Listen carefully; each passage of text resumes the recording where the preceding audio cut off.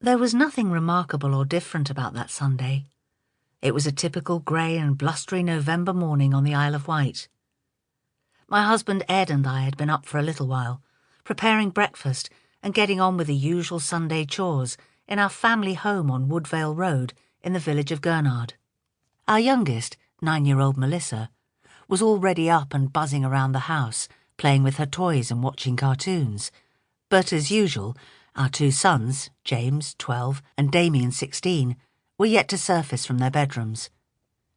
I'd already heard James stirring, probably roused by the sound of the house coming to life, or perhaps the smell of breakfast cooking. But I hadn't heard a peep from Damien. No surprise, really. He'd been out the night before. I sent Melissa on a mission. "Go and wake Damien up," I said with a smile. Off she bounded, taking the stairs 2 at a time as she dashed past James, who was shuffling sleepily in the other direction. He walked into the kitchen and sat down at the table. I hadn't even had time to say good morning before Melissa burst back into the room. "He's not in bed, Mum," she said, a confused expression evident on her face. "Damien's not in his room." "Are you sure?" I asked, frowning. "Is he in the bathroom, maybe?" Melissa shook her head. How strange, I thought, marching up the stairs. I hadn't heard him come in, but then his curfew was midnight, and I'd gone to bed before then. Ed had stayed up until almost 12, expecting him to come through the door any minute, but he'd nodded off too. It wasn't that he'd never come home later than we agreed, but he did always call me to let me know. "Damien," I called, just in case he was elsewhere in the house. No reply. Entering his room, it was clear he'd not been home. The sheets on his bed were still smoothed back neatly, and his pillows undented. His childhood teddy, Berry, was propped up in his usual place on the bed, alongside Woggle, a gangly stuffed dog that had previously belonged to his Auntie Sally. The new grey school trousers we'd bought while shopping in Newport the day before still hung on his cupboard door, and a stack of school textbooks was piled up on his desk. He told me he had a lot of studying to do before school on Monday. Even more reason that he should be home by now. In fact, scanning his room, everything was exactly as he'd left it when he'd hopped in his dad's car to get a lift over to his best friend, Chris Boone's house.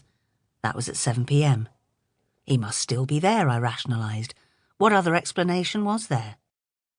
They'd been going to a party over in East Cowes with Chris's younger brother Davy. He hadn't said, but I assumed there might have been alcohol there. We knew they occasionally sneaked a few ciders. I'd told Damien off for it in the past.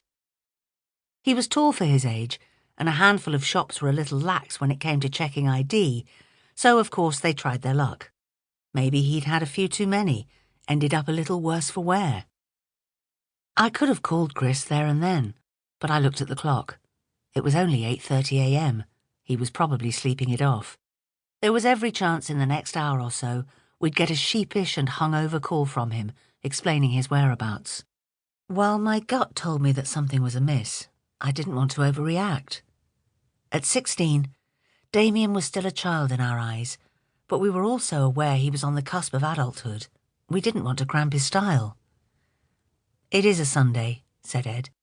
"Let's wait a little longer to call." For the next 2 hours, I almost wore the carpet through, pacing around the house and looking out of the front window, hoping to see him walking up the path. Nothing. The anxiety began to wear me down as the minutes ticked by. Where was he? I stared and stared at the phone, willing it to ring. Still nothing. By the time late morning arrived, I couldn't take it any more. I grabbed the telephone and punched in Chris's number. The phone seemed to ring for an eternity before there was a click and I heard Chris's voice answer. "Hello?" he said. "Hello, Chris. It's Valerie, Damien's mum," I said, relief washing over me. Chris was home and awake, so Damien must be with him, I reasoned with myself. "Oh, hi, Mrs. Nettles," he said. I frowned. Did he sound surprised or nervous? I wondered if I might have caught him on the hop, if he knew Damien had stayed out late without our permission.